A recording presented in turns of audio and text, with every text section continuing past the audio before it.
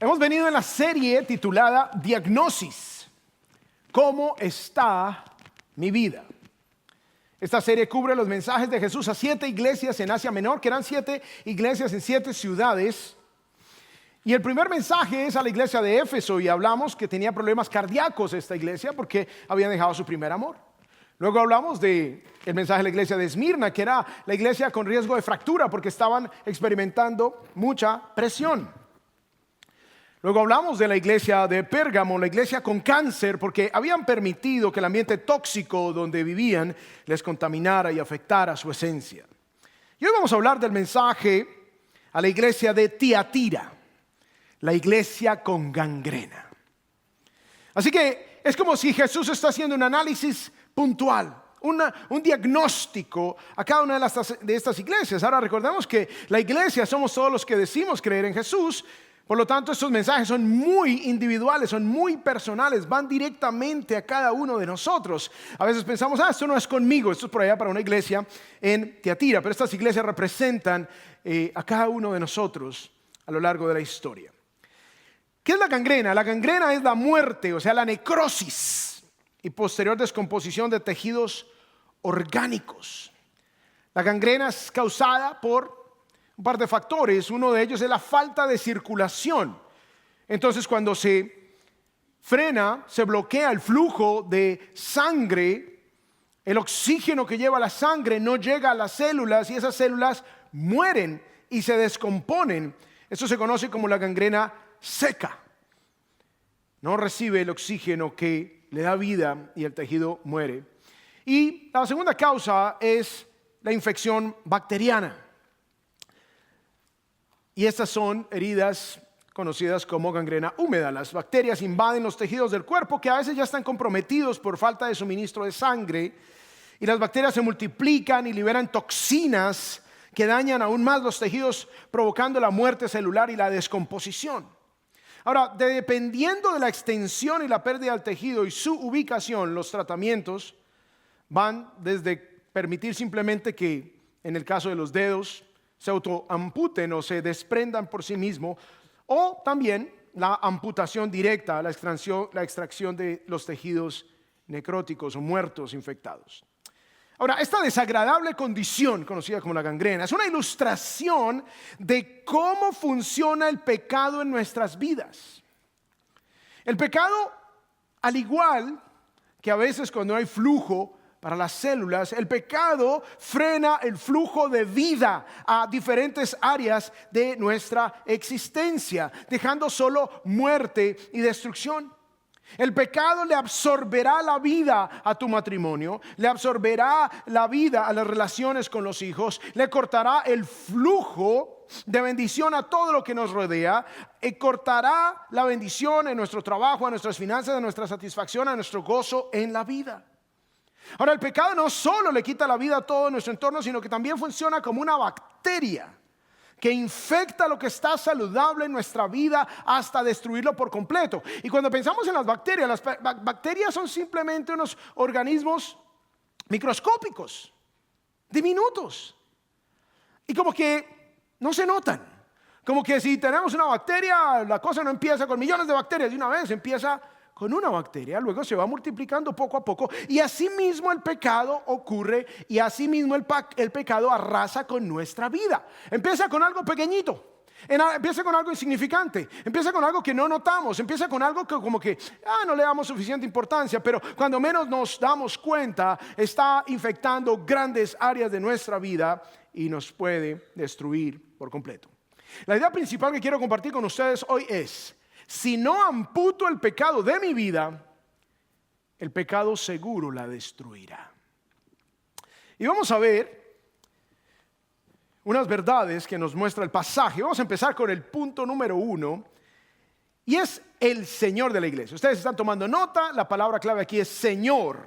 El Señor de la iglesia. Este mensaje inicia como los demás mensajes, identificando al Señor que envía el mensaje, resaltando características relevantes que tienen que ver directamente con lo que Jesús tiene por decirle a cada congregación. Recordemos que estos mensajes son para nosotros, y dice aquí: escribe al ángel. Hemos hablado que el ángel era el mensajero, era el pastor, era el líder de cada iglesia. Escribe al ángel de la iglesia en Tiatira. Recordemos que las 7 iglesias que se mencionan en estos 2 capítulos, capítulos 2 y 3 de Apocalipsis, estaban ubicadas en Asia Menor, en las 7 ciudades. Y estas ciudades están organizadas por la ruta postal. Así es que se distribuía el correo. Empezaba en Éfeso, luego pasaba a Esmirna, luego iba a Pérgamo, luego pasaba a Tiatira, Sardis, Filadelfia y la Odisea. Y como vemos aquí en el mapa, Tiatira estaba entre Pérgamo y Sardis. Tiatira, esta zona es lo que hoy conocemos como Turquía, y Tiatira es conocida hoy como Akhisar. Akhisar significa castillo blanco en turco. Así que esta ciudad tenía una ubicación que favorecía su comercio. Era una ciudad famosa por la tinta púrpura derivada de la llamada raíz de rubia, por lo que había un próspero grupo de tinturadores de púrpura allí. Recordemos que la primera persona convertida en Macedonia fue Lidia de Tiatira, vendedora de púrpura. Se cree que Tiatira era útil a los romanos como fuente de aprovisionamiento para su guarnición que quedaba allí cerca a Pérgamo. Los gremios comerciales tenían además un dios patrono cada uno, y posiblemente una representación de Apolo ocupaba ese lugar allí en Tiatira. Ellos hacían fiestas, los gremios. Entonces los gremios de las personas que vendían ídolos o los que vendían de púrpura allí en Tiatira tenían ciertas fiestas celebradas en templos y eran consideradas como momentos religiosos. Se ofrecía carne de animal sacrificado a dioses falsos, y por lo general las fiestas terminaban en orgías grotescas. La antigua Tiatira, cuando uno visita hoy Tiatira, está casi totalmente cubierta por los edificios y las calles de la ciudad moderna. Solo hay una zona pequeñita ahí en el centro donde están excavando. De resto todo fue construido. Pero curiosamente este es el mensaje más largo a una iglesia, y Tiatira era la ciudad menos importante de todas. Entonces ya sabemos a quién está dirigido, a Tiatira. Y ahora dice aquí el versículo 18 continuando, dice: el Hijo de Dios. Es muy interesante que esta vez es la primera vez que Jesús se identifica literalmente. Simplemente a diferencia de mencionar un atributo, él dice el Hijo de Dios. Esta frase no se usa en ninguna otra parte del libro de Apocalipsis y anticipa la declaración del versículo 27 donde dice que él ha recibido la autoridad de su Padre. Esto era muy relevante para esta ciudad allí en Tiatira, porque era una sociedad pagana que consideraba a César y a Apolos como hijos de los dioses. Entonces cuando Jesús dice el Hijo de Dios, Jesús está diciendo: aquí está el verdadero Hijo de Dios, más grande que Apolo, más grande que César, el exclusivo Hijo de Dios, el Dios soberano que está por encima de todas las cosas. Y este término cristológico es el más importante en todo el Nuevo Testamento, porque describe la relación de Jesús con Dios Padre, siendo el mismo Dios Hijo. Así que el versículo 27 luego cita el Salmo 2, donde el Mesías ungido, el Cristo prometido, es llamado Hijo de Dios o Hijo 2 veces. Luego dice el Hijo de Dios, y dice que tiene ojos como llama de fuego. Entonces su identificación es relevante culturalmente, porque él es el verdadero Hijo de Dios, y es relevante porque el hecho que diga que tiene ojos como llama de fuego representa la capacidad de Cristo para ver todas las cosas por ocultas que parezcan. Es como una tomografía, es como un examen especializado que puede ver hasta los detalles más diminutos. Y Jesús, precisamente como el que tiene ojos como llama de fuego, miren lo que dice el versículo 23: yo soy el que escudriña las mentes y los corazones. Entonces ese Jesús, el Hijo de Dios, que todo lo ve como llama de fuego, que no hay nada que se esconda de su conocimiento, es el que va a hacer un diagnóstico de esta iglesia y va a hacer un diagnóstico de cada una de nuestras vidas. Luego dice, versículo 18: y sus pies son semejantes al bronce bruñido. Y él dice esto. O sea, el que todo lo ve y el que todo lo juzga. Recordemos que el bronce era el material que se utilizaba en el tabernáculo, que era el templo portátil, y luego el templo, eventualmente en Jerusalén. El bronce era para recubrir los elementos que hacían o que se usaban para el juicio, para donde se sacrificaban los animales, donde se quemaba el sacrificio. Entonces el bronce representa el juicio, sus pies son semejantes al bronce bruñido. Él es quien ejecuta el juicio, es Jesús el que todo lo ve y que puede ejecutar el juicio verdadero. Así que esta ciudad es curioso porque Tiatira también era conocida por su trabajo con el bronce. Entonces Jesús juega con lo que era conocido para Tiatira y también con lo que es parte de su identidad. Él es el que tiene sus pies como bronce bruñido. Muy bien, entonces vemos aquí al Señor de la iglesia, el que todo lo ve y el que todo lo juzga. Ahora, punto número 2, vamos a ver a la iglesia del Señor. Vimos el Señor de la iglesia, ahora vamos a ver la iglesia del Señor. Y palabra clave aquí en este punto 2 es iglesia, porque a continuación Jesús va a resaltar las virtudes de esta iglesia. Son las virtudes de lo que la iglesia de Jesús debe ser. Y recordemos, iglesia somos todos nosotros que decimos creer en Jesús. Así que esto es lo que todos debemos tener. Dice acá: yo conozco tus obras, versículo 19. O sea, debemos estar haciendo algo para Cristo. Eso es lo que la iglesia del Señor debe hacer. Una iglesia activa, una iglesia involucrada, personas que aman a Jesús, pero es evidente también con su servicio. Dice, tu amor. Jesús resalta no solo las obras, sino el amor. Y el amor por Dios es evidente de muchas maneras, en obediencia principalmente. El que me ama, dice Jesús, guardará mis mandamientos. No hay tal cosa que yo digo, yo te amo, Señor, pero hago lo que me da la gana. No, yo te amo, Señor, y te lo demuestro a través de mi obediencia. Luego dice aquí, tu fe, tu confianza. La verdadera iglesia del Señor debe ser conocida por sus obras, por su amor, por su fe, por su servicio. Y dice aquí, y tu perseverancia, y que tus obras recientes son mayores que las primeras. O sea, esta iglesia no había dejado su primer amor como lo había dejado Éfeso. Ustedes han dejado su primer amor, le dice el Señor a Éfeso. Y la pregunta entonces para nosotros es: ¿cómo estamos cada uno de nosotros frente a esta descripción que hace Jesús de las cualidades de Tiatira? ¿Cómo están mis obras por Dios? ¿Cómo está mi amor por Él? ¿Cómo está mi fe? ¿Cómo está mi servicio? ¿Cómo está mi perseverancia? ¿Estoy viviendo de glorias pasadas? ¿O estoy viviendo de la bendición de tener crecimiento en Él hoy? Y hoy poder mirar atrás y decir, hoy las obras que yo hago para el Señor son mayores que las primeras. Y hoy amo mejor a mi esposa, hoy amo mejor a mis hijos, hoy sirvo mejor a mi comunidad, hoy soy mejor ciudadano que antes, hoy soy un siervo más activo y más fiel en la congregación. O quizás esos eran otros tiempos, quizás yo alguna vez serví, quizás yo alguna vez amé, quizás yo alguna vez tuve fe, pero hoy estoy deficiente. Y esa es la iglesia del Señor, eso es lo que la iglesia de Dios debe ser, crecimiento constante. Estas obras, este amor, esta fe eran características. Sin embargo, a continuación se menciona el pecado de esta iglesia. Punto número 3, la gangrena del pecado. La palabra clave aquí en el punto 3 es pecado. A pesar de que la iglesia amaba a Cristo, tenía fe, servicio, paciencia, perseverancia, sus obras recientes eran mayores que las primeras, había algo grave. Y es que había permitido la iglesia que la gangrena del pecado le afectara.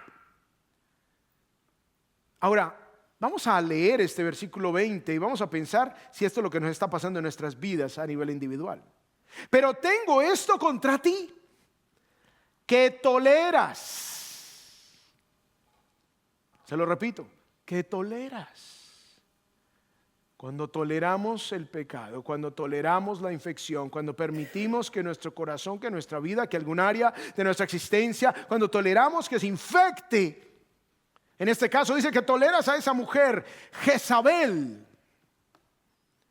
A pesar de esos importantes atributos que tenía la iglesia en Tiatira, el problema es que estaban tolerando a una tal llamada Jezabel. Obviamente sabemos que no era la Jezabel de Primera de Reyes 16, ¿no? Porque los separaban casi 900 años. Pero quizás es un apodo que el Señor utiliza para hacerles caer en cuenta que esta mujer que estaba teniendo liderazgo allí en la iglesia, que estaba infectando, esta era la bacteria, la bacteria madre allí en la iglesia, Jesús utiliza la palabra Jezabel para mostrar las características de esta persona. En Primera de Reyes 16 se narra que el rey de Israel en ese momento, que se llamaba Acab, se casó con una mujer pagana llamada Jezabel. Resulta que Jezabel era la hija de Et-Baal, que era el rey de los sidonios. Y el mismo nombre Et-Baal significa con Baal. Baal era el nombre de un dios falso. Baal es una palabra aramea que también significa señor, pero era un falso dios. Así que esta mujer es hija de Et-Baal, rey de los sidonios, de un hombre pagano, de un hombre perverso. Y esta mujer sacó todas las características de su papi: malvada, astuta, idólatra. Ella introdujo y promovió el culto a dioses falsos como Baal y Astarot en Israel. Su nombre se ha convertido en sinónimo de maldad, sinónimo de idolatría, sinónimo de corrupción moral, sinónimo de manipulación y sinónimo de engaño. Así que no le pongan a la niña Jezabel. El versículo 20 nos da una característica más. Dice, que se dice ser profetisa. ¡Wow! Se las estaba dando de maestra, se las estaba dando de mensajera de Dios. Que se dice ser profetisa y enseña y seduce, enseña y seduce a mis siervos a que cometan actos inmorales y coman cosas sacrificadas a los ídolos. O sea, estaba promoviendo esta mujer inmoralidad sexual y estaba promoviendo idolatría, tal cual la Jezabel de 900 años atrás allí en Israel. La iglesia estaba infectada. Esta mujer enseñaba falsa doctrina que llevaba a conducta pecaminosa. La iglesia estaba permitiendo que la infección creciera cada vez más y más y estaba infectando aún a los líderes. Era una gangrena espiritual. Y aunque la iglesia tenía muchas cualidades, esta infección estaba llevando a la iglesia a una gangrena que podía llevarle a la muerte. Recordemos la idea principal: si no amputo el pecado de mi vida, el pecado seguro la destruirá. En este caso, Jesús personifica a esta mujer con el nombre Jezabel, pero la pregunta es: ¿qué está infectando tu vida? ¿Qué estás permitiendo que tenga influencia en tu vida de tal manera que está infectando tu ser poco a poco? ¿Será las redes sociales? ¿Será lo que estás mirando? ¿Será lo que estás contemplando, lo que estás meditando? ¿Será la música que escuchas? ¿Será las novelas que ves? ¿Será las series a las cuales te expones? ¿Será que estás permitiendo que esas bacterias que parecen inofensivas, no, pero eso no tiene nada que ver, no tiene nada malo, cuando te das cuenta estás meditando y meditando y meditando cada vez más en la lujuria, en tus deseos pecaminosos, en el engaño, en la traición y en toda manifestación de maldad y de pecado, porque le has dado espacio a esas bacterias en tu vida?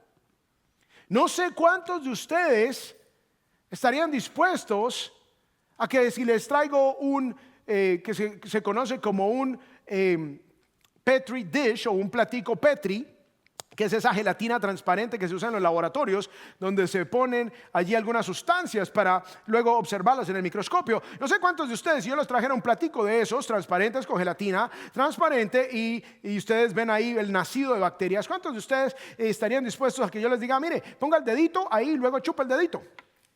Es una bacteria. ¿Cuántos de ustedes lo harían? Seguramente ninguno. Porque tienen conocimiento, entienden que eso les va a hacer daño. No sabemos qué tipo de bacteria es, una bacteria estomacal que los puede matar, que los puede enfermar severamente. Pero tristemente no somos iguales de inteligentes, no somos iguales de racionales, no somos iguales en cuanto al sentido común, porque permitimos que abrimos ciertas cosas a las cuales metemos, por así decir, el dedito y chupamos luego. Permitimos que entre en nuestra mente, que entre en nuestro corazón un poconón de cosas que lo único que hacen es infectar nuestra vida. Pero bueno, de repente hoy te das cuenta, sí, de repente tienes amigos que podrían ser llamados Jezabel, amigas, personas que traen el pecado, que traen la inmoralidad a tu vida, que te invitan a la maldad, que te invitan al pecado. Y esas personas entonces necesitan ser amputadas de tu vida. Número 4, la amputación es necesaria. Punto número 4, la palabra clave es amputación. Necesitas amputar de tu vida todo lo que esté causando daño. Y saben que a veces lo que necesitamos amputar es la pasividad. Porque como que a veces decimos, bueno, lo que es activamente malo, eso es fácil detectarlo. Estoy viendo lo que no debo ver, estoy contemplando lo que no debo contemplar, estoy escuchando lo que no debo escuchar, y después me quejo porque hago lo que hago, porque mi mente dicta lo que hago. Entonces me quejo. Pero a veces la pasividad es lo que debemos amputar. A veces somos pasivos. Y la bacteria de la pasividad destruye relaciones. Empezando con mi relación con Dios. Si yo no hago nada, si yo no busco a Dios, si yo no tengo devocional, si yo no oro, si yo no me esfuerzo a leer la palabra, sino que pasivamente floto por la vida y no hago nada, eso va a ser como una gangrena para mi vida. Si hago lo mismo con mis relaciones humanas, si yo soy pasivo en mi matrimonio y no busco activamente relacionarme con mi esposa, la esposa con el esposo, o nosotros con nuestros hijos, o los hijos con los padres, si yo soy pasivo y no amputo esa pasividad de mi vida, la gangrena va a destruir esas relaciones, tarde o temprano, porque funciona como una bacteria. Pequeñita, inofensiva, cuando menos se da uno cuenta ya tomó control, y ya lo único que hay que hacer es ver cómo se cae ese pedazo de mi vida. Y a veces es el matrimonio, a veces son los hijos, a veces son las finanzas. Dice el versículo 21, le he dado tiempo, dice Jesús, para arrepentirse. Wow, le he dado tiempo para arrepentirse. A veces pensamos que como no hay consecuencias, el Señor no está en el asunto. Ese hecho de que aún no hayas recibido el juicio que corresponde en tus malas obras, no es que Dios está contento contigo, o no es que Dios no le importe, o no es que no sea tan grave. Ese espacio de tiempo que aún no has recibido tu merecido es porque Dios te está dando la oportunidad que te arrepientas. Esa pasividad que tú llevas en tu vida no es de que Dios dice, está bien, eso no importa, no está haciendo algo malo directamente. El dejar de hacer lo bueno es igual de maldad. Entonces esa pasividad, ese tiempo en el cual Dios no te ha ajusticiado, no te ha disciplinado si eres su hijo, es porque te está dando tiempo para que te arrepientas. No es para que tú digas, voy a seguir pecando porque Dios no me está castigando, Dios no me está dando mi merecido, Dios no me está disciplinando. Entonces, como no me está pasando nada, voy a seguir haciendo lo malo, voy a seguir haciendo lo que me provoca, porque la amputación es necesaria. Entonces, le he dado tiempo para arrepentirse, dice el Señor Jesús, y no quiere arrepentirse de su inmoralidad. Qué triste que ese tiempo donde no hemos sido castigados, donde no hemos recibido nuestro merecido, donde no hemos sido disciplinados, en lugar de arrepentirnos hemos seguido en las mismas. Y mientras nosotros pensamos que todo está bien, es igualito que la gangrena. Poco a poco, esa bacteria, esa falta de flujo de vida en tus relaciones con Dios, con tu pareja, con tus hijos, con tus semejantes, con tus familiares, esa falta de flujo de vida poco a poco empieza a matar lo que hay ahí. Por eso cuando las personas quedan por allá metidas en las zonas donde cae nieve, donde está súper frío, que se van a una expedición, que se cayeron, que se les dañó el carro, que lo que sea, el frío empieza a cristalizar el flujo de sangre y no les empieza a llegar sangre a los dedos y luego quedan con los dedos muertos. Exactamente eso es lo que sucede en nuestra vida. La paciencia de Dios es para arrepentimiento, pero tenemos que ser activos, tenemos que hacer algo. No puede ser que estoy viendo que mis dedos se están poniendo negros, que se están necrosando, se están muriendo mis dedos, se está muriendo mi tejido y yo no haga nada.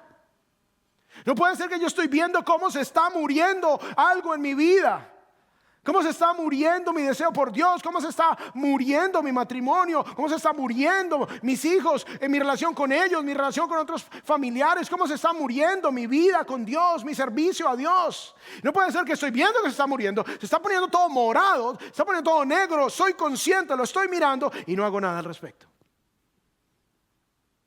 Y no hago nada al respecto. Dios te está dando una ventana de paciencia y misericordia para darte la oportunidad para que te arrepientas. Dios quiere sanar la gangrena de tu vida. Pero el problema es que nos aferramos a la gangrena. Nos aferramos a la putrefacción. Nos aferramos a que se nos mueran las cosas. Dice el versículo 22, entonces como el Señor dice, esta mujer le ha dado tiempo para que se arrepienta y no lo ha hecho, entonces voy a intervenir, voy a amputar. Versículo 22, por eso la postraré en cama.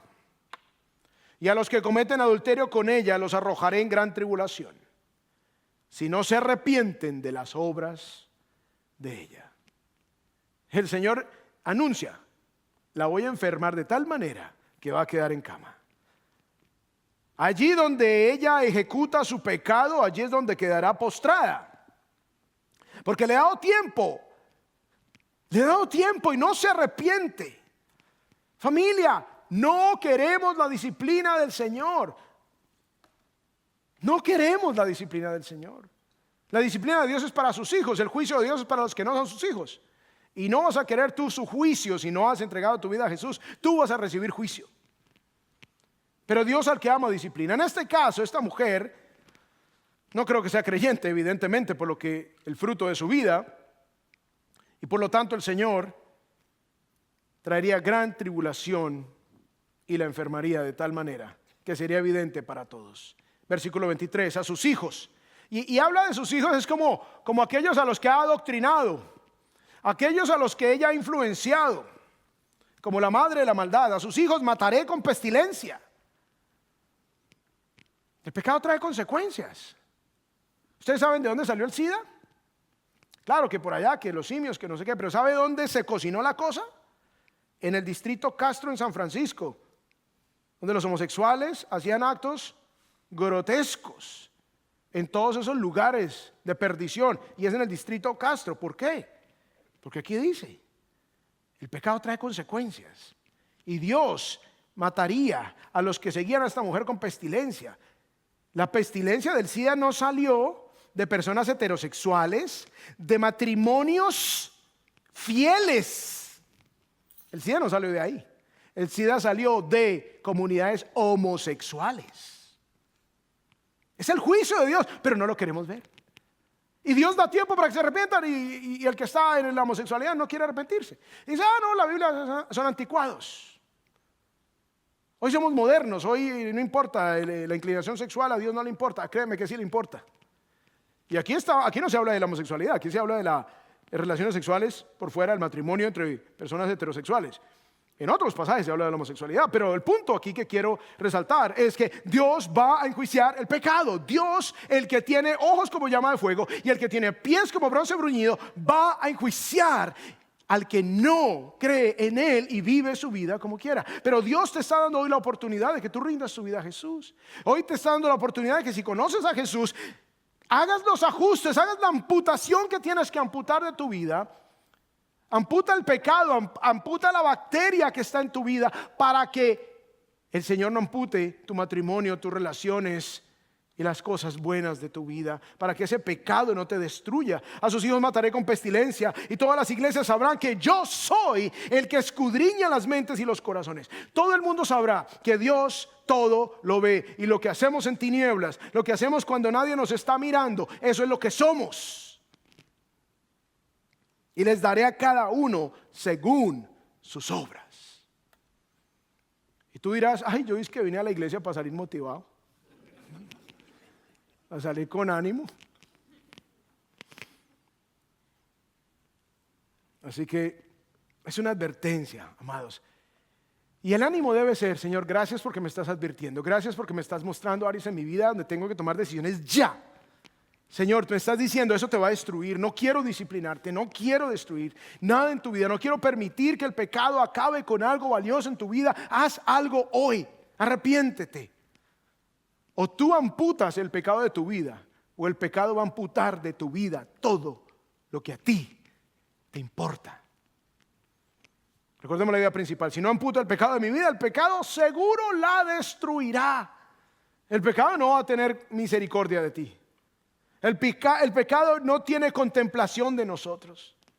Al pecado no le importa si eres educado o no educado, si tienes grandes títulos universitarios, si tienes dinero, si no tienes dinero. Al pecado no le importa de dónde eres. Te va a destruir. Punto número 5 y último: el galardón. El galardón de la obediencia. Ya vimos entonces que está la gangrena del pecado, vimos al Señor de la iglesia, vimos la iglesia del Señor y vimos cómo la amputación es necesaria. O la ejecutas tú amputando lo que no sirve, o el pecado mismo te va a amputar lo que más amas y te va a dejar destruido. Y viene el galardón de la obediencia. Jesús cierra con una nota de ánimo. Y aquí es donde viene la esperanza. Aquí es donde viene el ánimo. Y van a haber galardones, y la palabra clave aquí es obediencia. Va a haber galardón a la obediencia. Si tú obedeces, si tú atiendes la voz de Dios por medio de su palabra, que hoy te está diciendo: ojo, cuidado, haz algo, hoy, ya, sé diligente. Si tú obedeces esa voz, mira lo que viene. Primero, ausencia de consecuencias. Ya con eso yo estoy feliz. Ay, Señor, gracias, me vas a librar de las consecuencias de mis pecados. Qué maravilla, ya con eso quedo feliz. Miren lo que dice, versículo 24: pero ustedes, a los demás que están en Tiatira, a cuantos no tienen esta doctrina, los que no se han dejado convencer de que el pecado no importa, que no han conocido las cosas profundas de Satanás, que no se han inmiscuido en esas porquerías, como ellos las llaman, les digo que no les impongo otra carga. No van a venir consecuencias. Si tú obedeces, no van a venir consecuencias. Ya la iglesia tenía gangrena, pero si tú te mantienes limpio de esa gangrena, para ti no van a haber cargas adicionales. Es interesante porque las cosas profundas de Satanás tiene alusión a los gnósticos. Los gnósticos decían: el cuerpo es malo, así que no importa lo que hagas con él. Lo que es bueno es el espíritu, el alma. Entonces, como el cuerpo es malo, no importa. De hecho, ese falso escrito conocido como el Evangelio de Judas, Judas es el héroe, porque según esa visión gnóstica, Judas, al entregar a Jesús y al llevarlo a la muerte, lo libra del cuerpo malvado. Entonces Judas es el héroe, desde una perspectiva gnóstica. Entonces ellos les llamaban las profundidades del conocimiento. Los gnósticos hablaban de un conocimiento secreto. Entonces Jesús usa irónicamente esta expresión, las profundidades de Satanás, como la llaman ellos, las profundidades, pero son las profundidades, pero de Satanás. Esas pequeñeces, esas cositas, eso que parece profundo, eso que parece wow, emocionante, eso te va a destruir. Eso te va a destruir. Así que el Señor promete a todos los que no se han involucrado en nada de estas cosas que no van a recibir las consecuencias. Y luego dice el versículo 25: no obstante, lo que tienen, reténgalo hasta que yo venga. Entonces, obedezcan y no van a tener las malas consecuencias. Retengan lo que tienen hasta que yo venga. Yo les daré el galardón. Por ahora no va a haber consecuencias de su maldad, de su pecado. Siguiente galardón: reinar con Cristo. Reinar con Cristo. Dice versículo 26: al vencedor, al que guarda mis obras hasta el fin. Esto es de perseverancia, mis amados. Y si bien la salvación no es por obra, sino por fe, las obras son evidencia de tu salvación.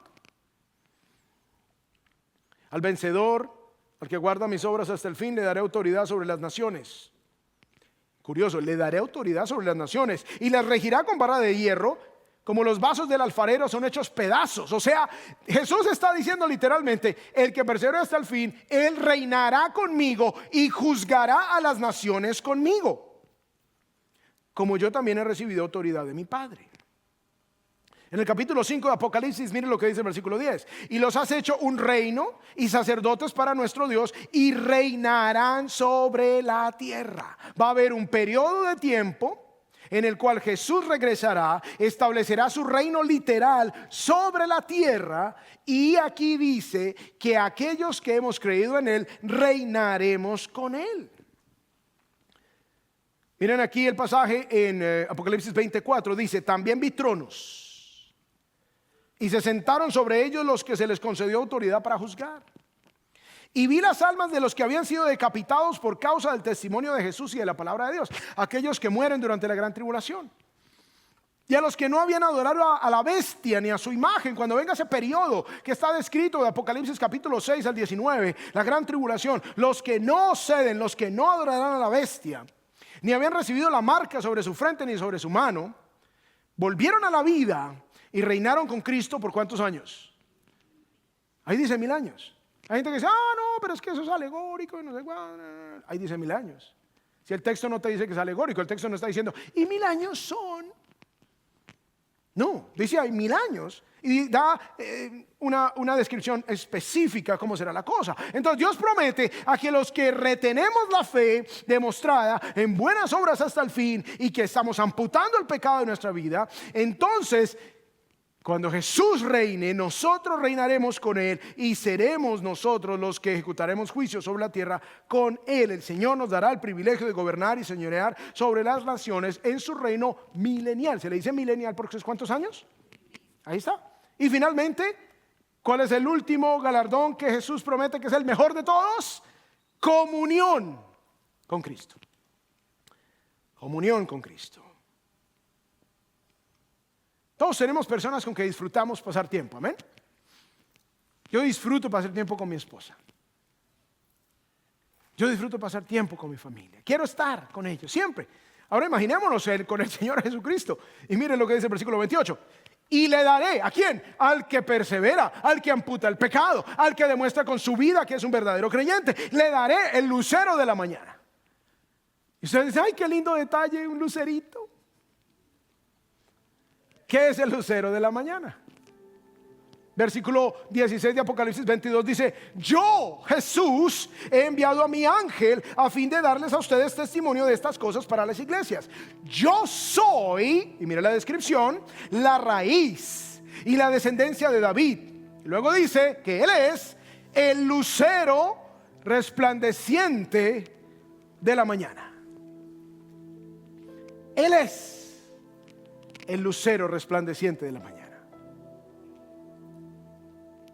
Y aunque el lucero de la mañana ya ha resplandecido en nuestros corazones, como dice 2 de Pedro, a los que hemos creído en Jesús, ese lucero, esa luz ya ha resplandecido, un día lo tendremos en su plenitud gloriosa.